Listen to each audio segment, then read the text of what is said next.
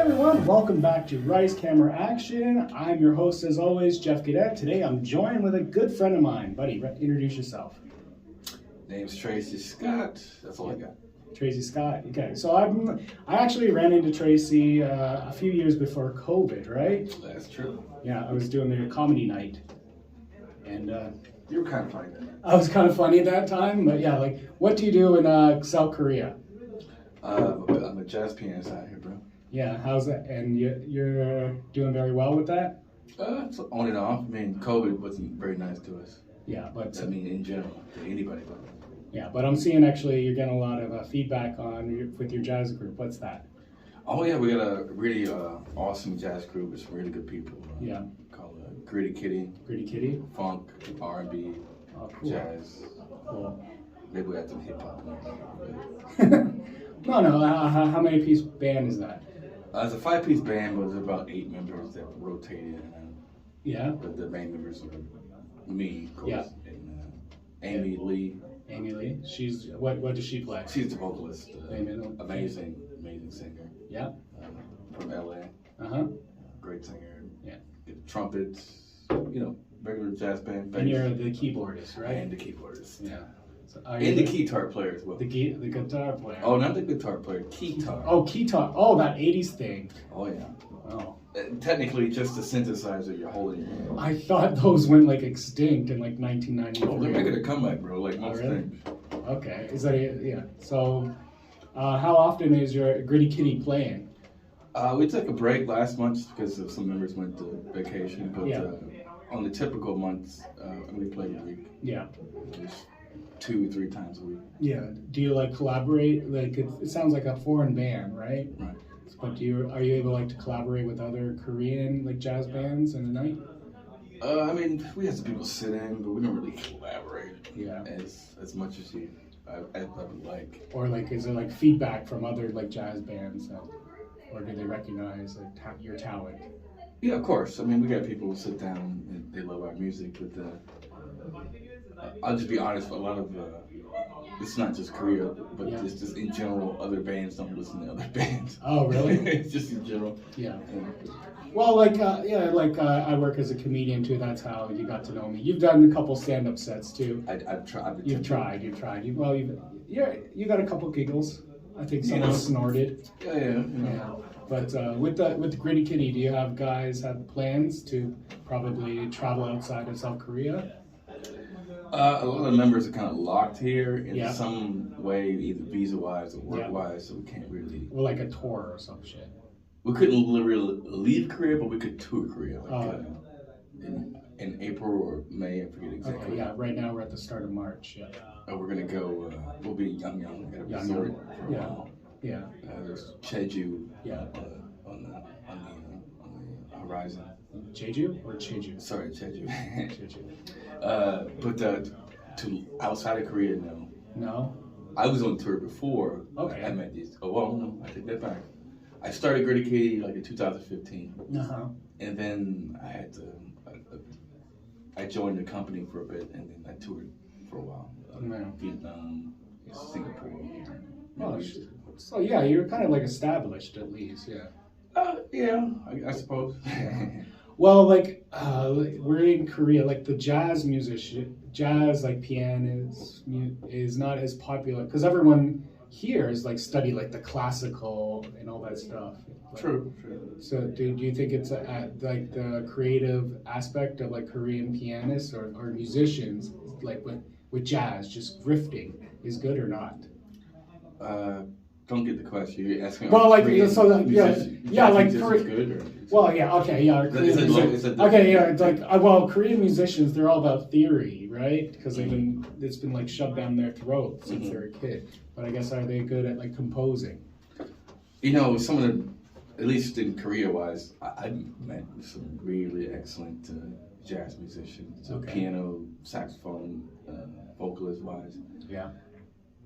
You can't really put a. I think that's an over. I guess I'm being a little prejudiced about all I mean, I wouldn't say prejudice. Actually, it's an overgeneralization. I mean, that obviously that comes from somewhere. But yeah. In the circle that I'm in, Yeah. I met some really excellent Korean musicians. Yeah. A lot of them went to to the States. It's crazy how many people that I met with the Berkeley. Oh yeah. Lots. Well, like I have a friend that he teaches classical piano at Yonsei, but he always talks about how it's hard for like those students to step out of their comfort zone or even play something from the heart. They can read the theory of the music and they know the tempo, but they just don't have the passion. Well, I mean, they obviously have passion. They're playing music. Music is a passionate thing, no matter what genre you're playing. But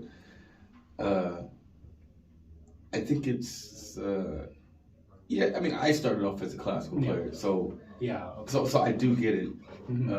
When you're playing classical music, the notes are written for you on the page. So it says play a G, you play a G. It says play an A, you play an A. Yeah.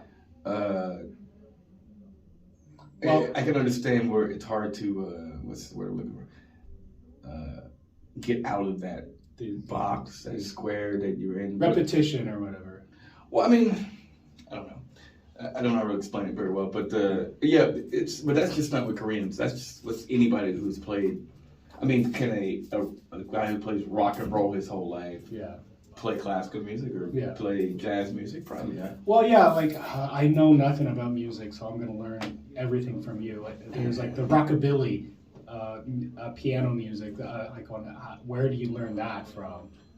Rockabilly. Like the goodness gracious, like the Great Balls of Fire. I mean, that's, you say rockabilly. The fast. You say rockabilly, I say it's just blues. Okay. I mean, it has that. I mean, it's all rock and roll. Yeah. Even jazz itself. I mean, a lot of the stuff is, excuse me, not jazz stuff, but a lot of stuff is based in the blues. I mean, if you take a very hard rock song, I could play probably a tasty blues solo because it's all based in that. And if you just deconstruct it down to its core, it's blues. Yeah. Okay. But now that COVID is gone, do you think that now like people are going to go out and like want to hear live music again? It's been getting better. I mean, I'll tell you the truth. In the beginning of COVID, it's terrible. Yeah. It was very bad. And that really had to do, people wanted to go out, people wanted to listen to music. But, I mean, the curfew was 9 o'clock. Yes. I mean, you don't really start rocking until after 9, right? Okay. So you have a concert that's at 7 or 6. I mean, some people were out, but it's not a lot of people were out. But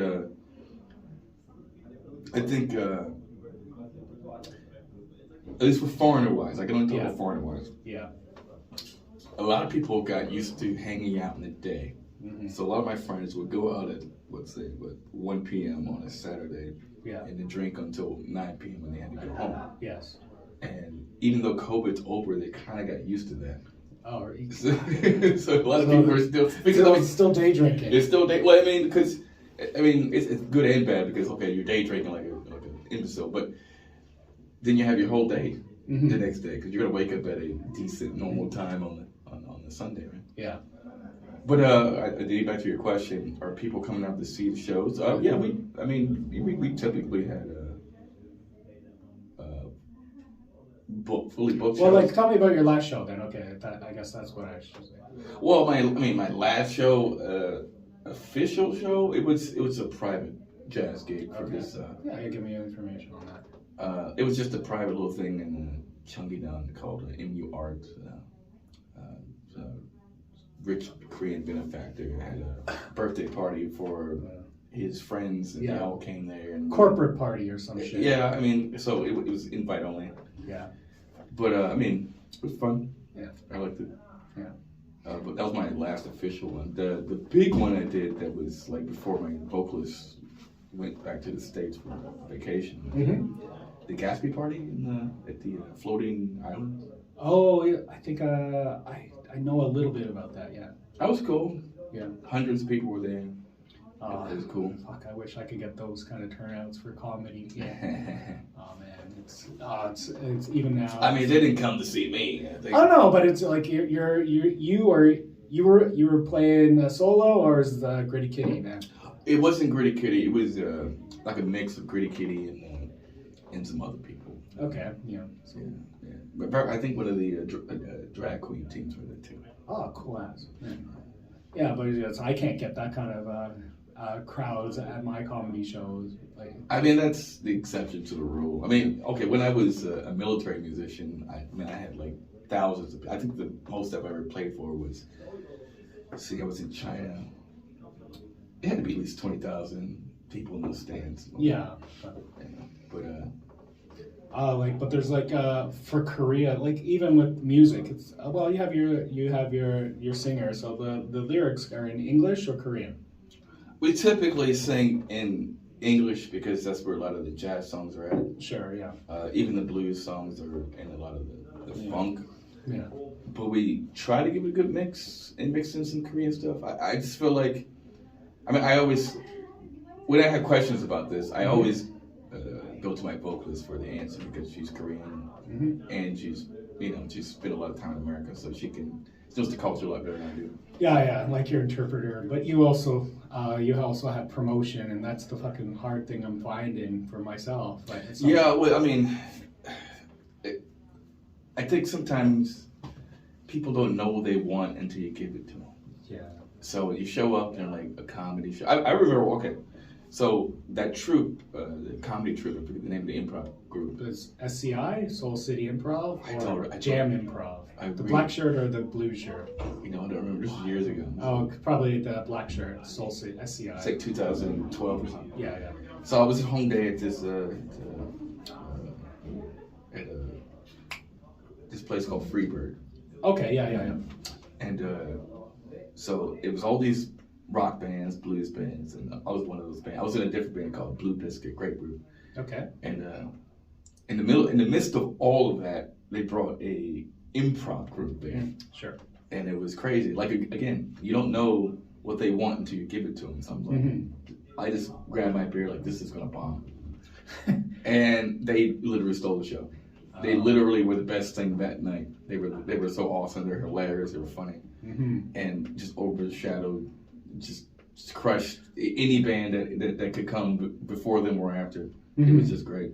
Well, yeah, improv is it's the humor, the joy, the pleasure of that comes from just being something fresh, something unseen. If you're if you're listening to music and watching a band play, you have familiarity with that style or even the lyrics, and you're getting but when you hear music, it triggers like maybe times in the past when you're like in high school and you hear this song, so that song brings back those memories. True. But like comedy and even in that improv, they're in the moment and they're creating something from nothing. So that's where the humor is. It's hard to tell a joke one or two times, like the same punchline to the same person, 2 or 3 times. But, well, I mean, I wouldn't say I would worry because I didn't care, but I was just wondering how these people just talking on stage and doing their little thing they were doing, their improv stuff, how was this going to grab the crowd? But then they were just that good. And then the whole, I mean, okay, when you're playing music, people are listening, of course, but they don't really have to listen. Yes. Unless you're playing some like classical music or something, then they're probably quiet. But they're not real listening. It's just loud music. You're playing your blues solo. People might cheer your solo on or something. But they're talking and drinking. When the improv group is there, complete silence. Yeah. Because they had the attention of the audience, and that's, as me as a musician, that's what I want. I want the attention of the group, of the audience. Like, I'm here. We're doing this. I don't want to play at people. I want to play with them. That's kind of the concept of the group. Yeah. Like, this isn't our concert. Excuse me, this is my concert. It is our concert. You're a member of the audience. You're a part of this process. So it's a little give and take. I give some energy, you give energy. Yeah, but it's a totally different atmosphere, I feel, from classical music, yes, everyone in the audience is going to be quiet and appreciate, but other forms of music in a live setting, people want to sing along, and, and especially because there'll be alcohol included. Yeah. People I don't think too many people are getting wasted at at a Liszt concert or something.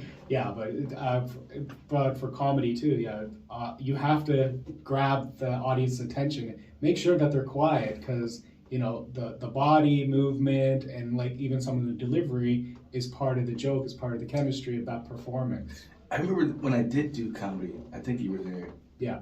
I mean, I got some laughs, but I think I really had a hard time translating some of the jokes because we were all in masks. Yeah. So, like, I mean, it's not just, of course, it's what you say, but it's physicality too. Yes. And my face is part of my body, so I couldn't, like... Well, yeah, that was hard for you as, like, a live performer during COVID, like, performing with a mask on. Like, no one could see it. Like, I had a beard, so, but it's just basically, it was this white sensor area over my face that no one really could read. And then even people were doing fucking Zoom shows. I don't see that would work even for music. I mean, I've seen it work, but I mean, like, I'm nobody. So I mean, like, Rihanna could put out a Zoom show and everybody watch it right now. But I've seen it work. It works. Well, I think a lot of musicians did, like, they met up in, like, all together in one studio and did a Zoom show together, like SZA as well as Post Malone. Post Malone did a concert and he was covered. I watched it. It was great. Yeah. He basically covered all the Nirvana songs. Yeah. But I mean, having multiple members in different locations and doing a live Zoom show, I don't think would work for music. Yeah, probably not. I mean, you have to be already established. We already love you. Yeah. I mean, you got, you know, millions of followers across the globe that tune in for this thing. I mean, I've seen streaming. I mean, I was in a streaming show that wasn't live. I played with BTS last year. Was it last year? Oh, really? No, sorry. BTS? It was 2 years ago, right? At their Permission to Dance concert at the Olympic Park. Okay. And their, that first concert, there was no audience. There was nobody there. Yeah. Nobody. Yeah. So, I mean, you might hear on the track, you might hear some screaming, but that was all like in the computer. They just pressed the button and you're... Oh yeah, like this. Oh wait, no. That's my intro. This. Oh yeah, that's the one. That's the one. I mean, but the K-pop screaming. Yeah. I have an anecdote for that. I was like, the last agency I worked with, they basically got a contract with Salvation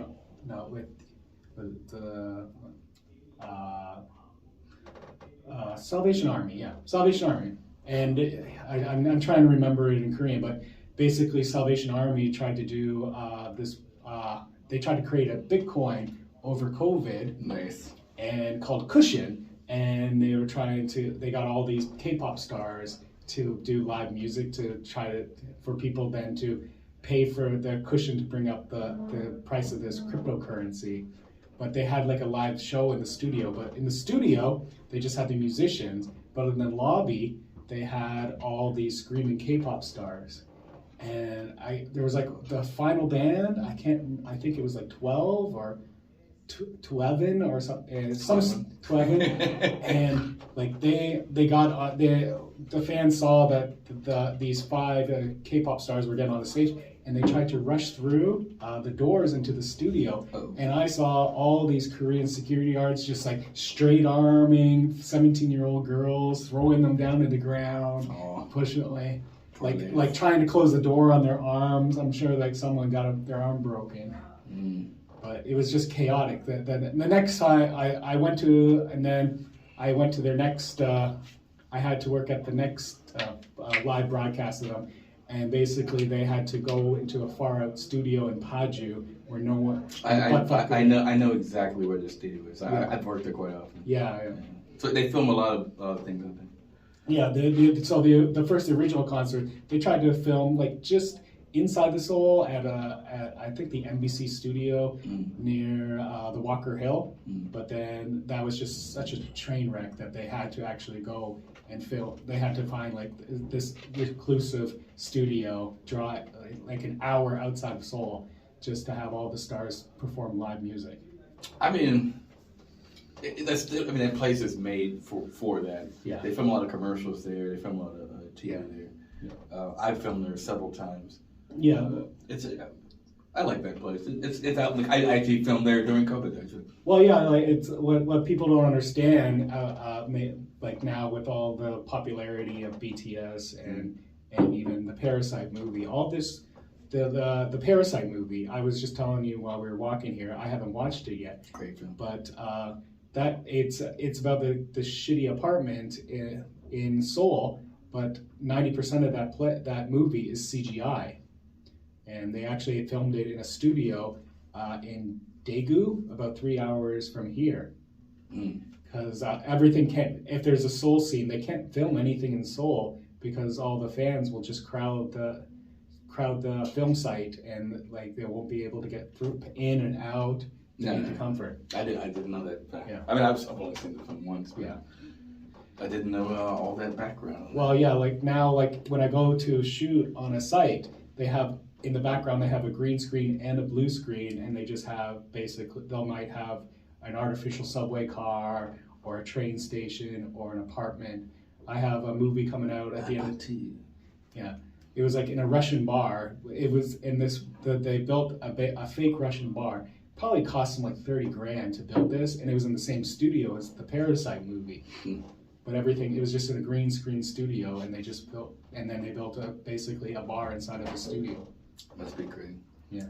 I miss the days where everything was on location. Yeah. Well, unfortunately, that's what happened with COVID. No one could travel, so they just straightened up their blue screen and green screen technology. Yeah. Yeah. I used to live in front of what's that TV show? Itaewon Class. Itaewon Class? I've only watched a few episodes, but I'm pretty sure it's a great show. I just didn't. I was in it. You were in Itaewon Class. I was in an Itaewon Class. It was like a big Halloween. Or were you in a class in Itaewon? I had the third episode, and then they do a flashback, I think in the 7th or 8th episode about Halloween in Itaewon, which will not happen anymore like that. Yeah, let's not talk about that. But they actually I was like 2 days during the Halloween celebrations when I was there. The first day, I was just a zombie walking down the street, and I did the whole zombie walk, and that's what ended up in the film. But then there's another scene where I was dressed up as a devil, and they gave me actually a speaking line, but they liked that I've actually gotten character better as a zombie than my speaking line, and that my devil line didn't make it in. Because also I have like a unique appearance. They can't say like, why is this guy a zombie in this? When the main actors are going to the bar, and then in the bar he suddenly appears again as a devil. I mean, okay. It's just a continuity thing. Have you actually had an opportunity to film anything in Korea? I don't know if I can talk about that, but okay, I'll talk about it. So a long time ago, when I left the military music band, whatever. So I get a phone call from the agent. She's like, "There's this movie. It probably fits you. Blah blah blah. You need to come here and read for it." So all right, cool. So I read for it, and I'm like, "What's going on here?" So basically, okay, back in I think it was 2009. This is based off a true story. How long have you been in Korea? I mean, I've been on and off since 2001, but part of that was in the military, and then part of that now. But I mean, I was traveling back and forth, so it's not like I haven't been here the whole time. Yeah. My Korean game would be a lot better. So you're like back and forth over the last 20 years or so. Right. So yeah, at least 20 years. So long story short, yeah, I played a Somalian pirate. Okay. And I was the only American in this thing, and like it was awful. It's probably the worst thing I've ever done. And it was like in the middle of February, and we're supposed to pretend it's the middle of summer, so we're wearing shorts on this boat in Busan, and we're just freezing our asses off. It was awful. And then I watched the finished product. It's probably the worst thing I've ever been attached to. Yeah. And I just I tried to hide this thing from people. Okay. I let them I showed them a commercial, and they're like, "Well, where's the movie?" I'm like, "Oh, I don't know." Of course, I know exactly where that movie is at. Yeah. It's like hidden in my YouTube somewhere, just because I need to use it for some future stuff. But so I remember this. Like, movie comes out. It's a TV movie with this is how stupid this show was. So it was a cooking show. Okay. So the host of the show was Insuni. She's a half black, half Korean singer. She's amazing. That's the one married to Drunken Tiger, I think. I do not think she's married. Drunken Tiger's not a person, but it'd be J.K. Tiger. J.K. Tiger. Well, but I don't think she's married to him. I don't think so. But maybe I'm horrible with. Well, I mean, like, I also don't know these people's personal lives, but I do. I don't know, so I can't really say. However, okay, so she's cooking whatever tteokbokki or some Korean dish. Okay, tteokbokki is probably not what she's cooking because I can cook that. But she's cooking a Korean dish, and then they bring on the captain of this boat that got taken over in 2009, 10, I want to say, by Somalian pirates. True story, off the coast of Africa, right? Yeah. That's the Tom Cruise movie, the famous line, "I'm the captain now." That was not Tom Cruise, it was Tom Hanks. Tom Hanks. Yeah. Wow. Bad with names, Tom Hanks, yeah. Yeah. Forrest Gump, not the other guy. But yeah. It's fucking stupid. Why am I interviewing you? That's all good. But anyway, so this is a true story that happened. That happened to a Korean ship. Yeah. So, okay, Korean special forces go there. They kill a couple Somalis, blah, blah. Anyways, fast forward to 2015. They make a TV movie about it, and so call me to go do this movie. So I do the film, and so she does the cooking portion. I never got to meet Insuni, that even though I played with her when I was in the Army. I played with like 7 times. Yeah. And so I remember. Anyway, I'll finish that story later. Anyway, so we film it. Mm-hmm. It's terrible. Mm-hmm. I hate everything about it. Mm-hmm. And I don't want anybody seeing this. Yeah. I was sitting at home with my then girlfriend, and we're just watching whatever. And then suddenly I get a call on my Kakao. Yes. And it's my ex-girlfriend from ages ago. I've not talked to this woman in ages, and I just ignore it. And it just keeps ringing, and girlfriend is giving an eye. Mm-hmm. You gonna answer that? Okay. But baby, I haven't talked to her in years. I don't know why this going. And then she sends a picture, and then I look at the picture, and then I start laughing, and I show her the picture. It's a picture of me. Apparently, my ex-girlfriend was watching television, and that movie was on. So she shows a picture of me on television. There's a lot of projects I've had my name on that I just want buried forever. Oh man, it was that moment I realized you can't do everything for money, because at the end of the day, that is out there forever. That embarrassing project is out there forever. I mean, it's probably. I mean, nobody's gonna find. Most likely, nobody's gonna see it again. Okay. But maybe they throw a rerun on TV. That could happen. You know, it's on YouTube. It's on the interwebs. It's on something. It's out there. It's in a vault somewhere too. There's a hard copy of it. My ass is out there, and when I was a kid, I was on television. I was in You Can't Do That on TV. Oh, really? Where they drop slime on you. Yeah. Oh, wow. At Nickelodeon Studios. That's where Alanis Morissette got her start. Really? Yeah. Cool. I did not know that. Yeah. I thought she was God. No. Well, she was God, in Dogma for the Kevin Smith movie. Mm. But that's where she got her start too. I did not know that. Yeah. I used to watch that on the Canadian television show YTV. What, Dogma? No, you can't do that on television. Well, I live like so literally. Did you get slimed? Did you say I don't know? Oh no, I didn't get slimed. So I lived about 20 minutes from Nickelodeon Studios. Yeah. So this is 4th grade. So we go there for a trip. So I think 1992. I was 4th grade. Yeah. So we go there for a trip, and my mom was a chaperone with there, and we're behind the scenes. BTS. But we're behind the scenes. Nah, you're awesome. But behind the scenes, and there's some really corny rap video on, and then one of the managers well, if anybody wants to dance right now, they were really cool. And then I just did my little thing like an idiot. And they're like, this shit's on the show. It's on the show now. And then so they took me in the back. They took my mom in the back. So anyways, I sat around. Every time you're on television, you just regret it. Oh no! I mean, I regret this for different reasons, because I had a lot of fun. Yeah. So I got to eat all the cool shit. Yeah. I got to eat they have like the snot or something. Mm-hmm. It's just like cinnamon and like something. And then like I think the slime was like I think it was like dye and like apples or something. I don't. Again, there's like maybe like a little bit of oatmeal in there. Oatmeal tastes fun. But anyways, besides that, you get to see behind the scenes how things are made. So my turn comes. I watch the whole show. I'm sitting on the stands. Finally, I come out, and it was me. My mom wore this like gigantic clown suit, and I got to shoot. I had to shoot chickens. At your mom? Rubber chickens in the clown suit. Oh, like okay, like the in the waist. So Yeah. So I got to shoot chickens in there. Like it's a giant bucket. Right. Exactly.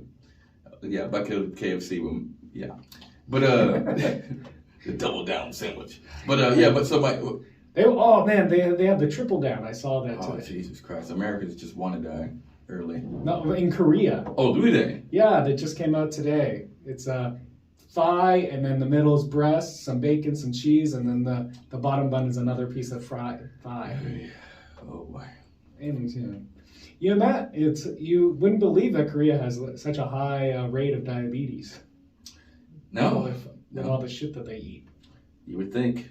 But they probably don't eat as much as we do. I mean, so did you win the chicken contest? I did not. That's the regrettable part. So I'm shooting the chickens right. It wasn't just me. It was like I was competing against this other kid and his dad. And then I was winning. Mm-hmm. And then I accidentally shot a chicken into his dad's one. Oh. So then I lost. You scored on your own net. Yeah, it was like that guy from Argentina scored in his own net. Except I didn't get murdered when not Argentina, it was Colombia that guy got murdered. Yeah. Except I didn't get murdered when I got back home. Oh, my first week in Korea, I was in Dongdaemun, and this is when it was very popular, and they like some of the buildings have stages beside them, and they were having a dance competition, and I won the dance. I have no dance skill. I'm clumsy. I'm tripping over my own feet. I'm doing like a white man running man, and somehow you won. I won. Somehow I won. I was just able to cheer it up like when they like who wins. So I made it to the second round, and then they played another K-pop song. I don't even know what they're saying. But then you don't really need to. But then I'm just like I do my clumsy ogre dance, and then they go like that, and I go and then I win, and they give me a $50 gift certificate.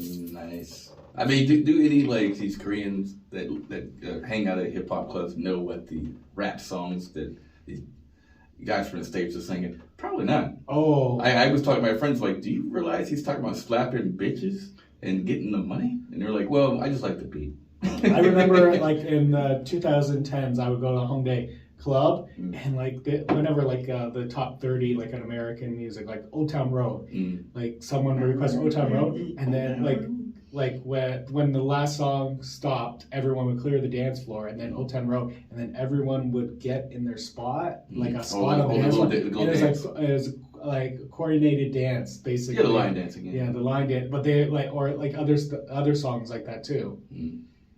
And like like if Soldier Boy came on too, and people would just pick their spot on the open dance floor, and everyone would be doing matching like step for step. Yeah, I remember I used to go to Club Naked and eat Hongdae. Yeah, when it was the thing, and Soldier Boy would always play a lot there. We used to call it Soju Boy. Yeah, because that's funny. Yeah, I think this was at Mama Gorilla's. Mama Gorilla's? Is it still there? Papa Gorilla's. There's like Mama Gorilla, Papa Gorilla, and Baby Gorilla. Even when I was young, I wasn't really much for the club. My lady friends liked to hang out there, but I'm more of a pub person. I like to be able to hear my voice and talk to people. Oh, well, when I came in 2006, it was like that was just like where only like the white English teachers would hang out, and Itaewon or Hongdae. You go to Hongdae because it's more of a dance club, so you just have all these trash white English teachers, and they're dancing on tables. But what was beautiful was like you would go and you would order a mixed drink, and then they would just pour it, and you would just say, "Hey, can you put more alcohol in?" And they'd all duck, duck, duck. So so a single became like a triple very easily because it just had it was like kind of. People were telling me that's how people behave. Like, they'll just give you that. But they're so generous. If you want more alcohol, they'll pour it in because they're not measuring it. And soju's the bottom of the barrel, anyways. Or like Captain. Did you ever drink Captain Q whiskey? No, I don't even know what that is. I know Captain Kangaroo. It's like it's a Korean brand of like Scotch whiskey. It's the most horrible thing. It's 700 milliliters, but it was like 7,000 won at the time. Hey, you can't beat that price. Yeah. No, I've not had it. But I mean, I spent a lot of time at Hongdae. But typically, if I was at Hongdae, especially in 2006, I was playing music. Okay. So I just went there to play, and then I typically just went back home. So we might have actually just crossed paths. I was usually in Freebird. Freebird with my Blue Biscuit band, or in Itaewon I was in Woodstock playing with my other band called what were we called? Oh, I never remember now. Mm-hmm. The leader's last name is Johnson, so it was a play on that. Yeah. Well, like even with the live music venues, like what have you noticed in the last couple of years? Well, trends. Like for example, when I first came here, I'll say the second time I came here, when I actually started being active in the music community outside of the military, rock was kind of in. Yeah. So there was a lot of rock bands going on. I mean, we had the Woodstock place, of course, and then I remember old friend of mine named Dwayne had Yield Stompers up the hill. Yeah. I remember Stompers. Yeah, it was a nice place. I was right beside Polly's Kettle. That's true. I used to like Polly's Kettle too. But yeah, I'm not gonna talk smack about Dwayne on TV here. But I love Dwayne. You know, Dwayne Johnson. He's out for the rock. There you go. That's what I'm talking about. Plays himself in every movie. But and then we had a place that's still going on. What's the place called? FF Club, Funky Funk Club. Okay, yeah. Still going hard. There's a couple other spots that have popped up. But anyways, rock was kind of what was in at the time. They were really, if you go to Myeongdong, they're really hard on the I'm gonna use a really bad word, but that really soft ballad, old school K-pop kind of. Like the trot or the 80s music. It wasn't trot. Yeah. It was just like, that. I just really hate this type of music. And they do it in the States too. It's like that. Really, the people who kind of invented this music is like not invented, but kind of sold it way too hard. It's like a British Idol, American Idol, all these idol shows, because a certain type of music always wins on those shows. At least in the past, I haven't watched it in years, but a certain type of music, and this music was very popular in Korea at the time. They're very like ballad, vibrato kind of singing type stuff. Yeah. But anyway, that was getting pushed really hard in Myeongdong areas and bars. Anyways, I'm rambling. What I've seen is, I don't know how it happened. I love it, but just a resurgence of jazz. Mm-hmm. Like actually, I mean, I went to school for jazz, but like, I'm just really touched that you go play at a jazz place, and because I remember back in the day, the places like with Boogie Woogie and Gyeonggi-dong, there might be 10 people in there. Yeah, and then just something happened, and then now it's packed, always packed there. Any jazz venue that I've gone to is always packed. And so, some of that has to do with our group, because people follow our group, of course. But also do with this new resurgence of the love for jazz. So what I've noticed that the rock scene is kind of going down in years, and that's been in decline since 2011, 12. Don't know why that happened, but that usually takes, it only takes one person or one group to leave, or several people to leave, and then like the scene disappears. I mean, you have open mic. I remember back in the day, 2004, 2005, 6, 7, all this. Open mic was a thing. There were several open mics everywhere. And every time you went there, they were packed. Yeah. There's a lot of open mics near like Suwon and Pyeongtaek now that I've contacted them, and because for me, being a comedian, I'm like, open mic, okay, or like so there's always the open mic or poetry reading. Yeah, but it used to be. I remember in Woodstock, open mics were so detailed Remember my homegirl, Z, you know Z? Probably. Oh, she's awesome lady. Well, she used to host a lot of those. Some of the open mics we had in Woodstock would have, they had like a screen there. So some of the independent filmmakers would come bring their like 5-minute, 10-minute like video and show it. Yeah. You know, I've not seen that ever since. That was years ago. I think, there was actually a famous guy that he was on Rogan about a month ago, Sonny, and he has like the best food channel on the internet. But yeah, that's where he got his start, was living in Gyeonggi-don, and he was teaching English, and then he switched over to video making. And I think that's probably. I mean, there's probably better venues, better forums to show your video art besides. But even going back to the boogie woogie, like things are dead because the community doesn't know about it. Like, the local community might know about it, but like the whole city might not know about it and then one big show, and suddenly for the next 6 months that place is going to be packed. I mean, it's even during COVID, it was packed. Yeah. Like people, I mean, we were in masks and all that, but people wanted live music, and they realized one thing. I mean, they just. I think this is new wave of aficionados that love jazz. Are there any jazz festivals coming up this year? I mean, there's a couple. I'm not playing for them, or I've not been invited there yet. Okay. But of course, there's a couple of jazz festivals going. Sorry.